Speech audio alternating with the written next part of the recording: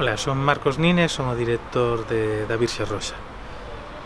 A Virxe Roxa é unha historia que é unha especie de Frankenstein moderno, no cual, a través da historia de Aurora Rodríguez e a súa filla Hildegara, que concibeu para ser unha muller perfecta, pois podemos facer un percorrido por todo o que foi os finais do siglo XIX hasta mediados do XX e todas as cousas que pasaron en esa etapa tan emocionante da nosa historia recente.